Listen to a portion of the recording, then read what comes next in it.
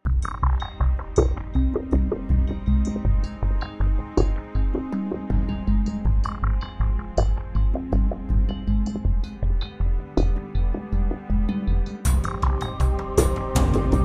the time, ang 6 o'clock mass was still going on. In fact, the priest assigned there was still preaching. Nga mo to siya na kuan na mo to pagkatumba pag-strike sa strike sa dinog. Unya ako mismo pagka una to okay lang. Pag kuan na sa bungbong na mo i-crack ng gatubangan ako. So mo to indagan ko. Pag-abot ako diri, na natumpag na siya. Oo, natumpag na siya. Good enough nga parehas sa giyon ni Father Burden sa misa nga way mga tao din dapita. So quite good. It's a miracle. So to say, it's a miracle kay dagham unto na magsayo-sayo din dapita, pero at that particular moment wa good except the guards nga dire-dire. So nakaano po sila iwas. Unya ang mga tao mostly ang mga tao di sa sulod instead nga mugawas sa dito dire ing adto sa among garden. So safe good ang mga tao nahuman na siya in 1740, so 17th century ni siya. So karon pag pud siya nahitabo ngingo adtog yung kakusog. Kay kadagamay na to, as a matter of fact, we are on the last phase na sa iyang restoration. Ang damage nga na-cause sa iyang agi pong earthquake, last na good siya. Naisunod na ito na ito enhancement sa iyang fasad, pero mo to siya nahitabo. Kusog ko siya kayo. Ipadayon ko na mga misa. After all, we have this pilgrim center. So for now, Father, ari lang yun. Kay momentarily, i-close man ni siya. Di sa nato ni siya ipuson dayon kay ang National kanang Historical Institute, ila maning kuan mo inspect man sila diri. And as for the sinulog, Father? Kana dako yun na siyang kuan. Nakaka-meeting na ta. We had two meetings na. So ang preparation ni still going on, pero nakaplastada na siya. Pastada na siya. Ang ato ang sadyo sa lagun nato, ang ganang structure lang yun. Pero ang preparation niya, ang mga activities are going na siya. Naka-prepare na. Sa kung pagtuo, kani gudlaw mo ang pagtuo sa mga Cebuano. So di siya matayog basta-basta lang sa ingon ani nga kalamidad. On the contrary is true nga mas mulig-on pa siya, mas muduol pa, mas makuan pa sa Ginoo sa ingon nga kalamidad.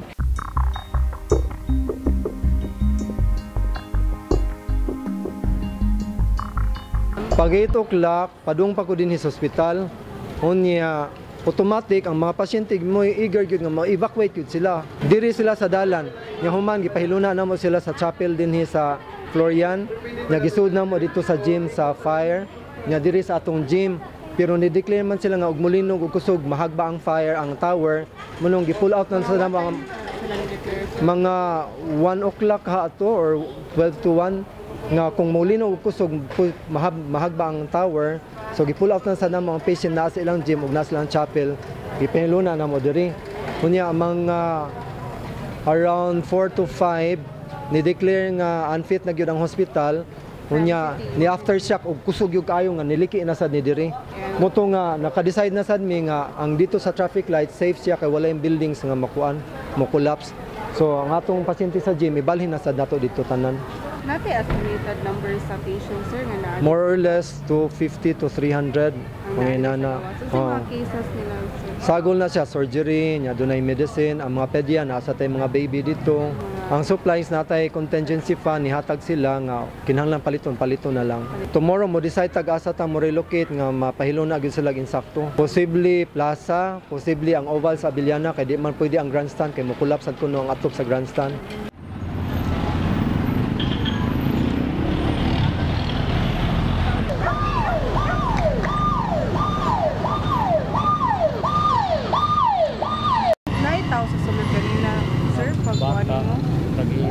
Ang tagiya sa Cebu Builders, pero mga empleyado wala.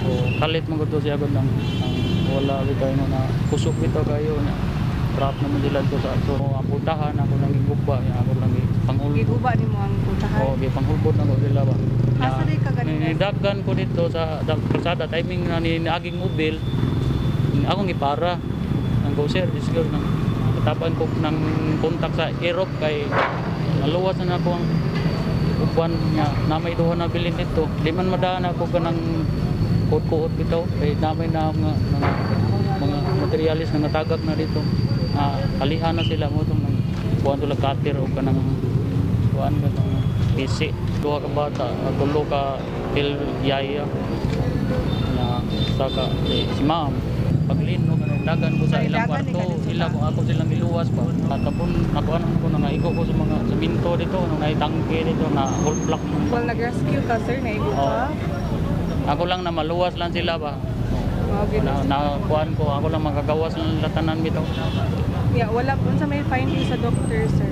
Pabalik ko pa ko ni. Unsay pamati din mo, sir?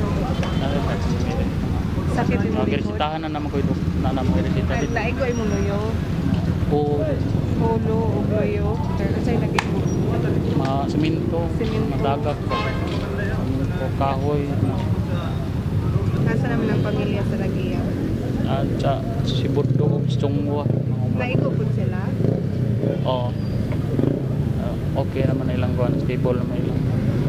Pero ikaw ni balik yung trabaho din. Balik ko kay Lisa nagbiya, i-bound ko na tungkol na may property sa kumpanya ito.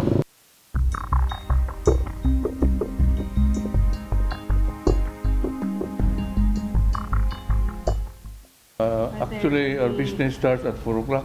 4 p.m. So fortunately, there was nobody in the area at the time, and even our carpenter was not around because they were cleaning outside, so nobody was affected.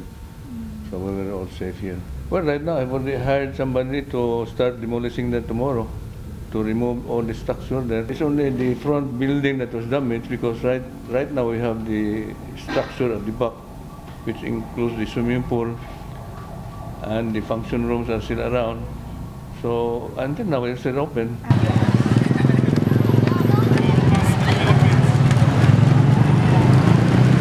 Ito paglinog ganiyang buntag kanayang kuan. Dito ko na ato lang nga naligo ko diha ra jud ko sir wala na ko kagawas. Ikaw raw sa balay. Ako ana dakan ko kauban nagawas na nga kuan nangaratol. Ning gawas ko sa kuan after na nga wala na mulihok ang kuan wala na kisaw. Kuyaw ka nagkulbaan ko. Ya usban na pud karon.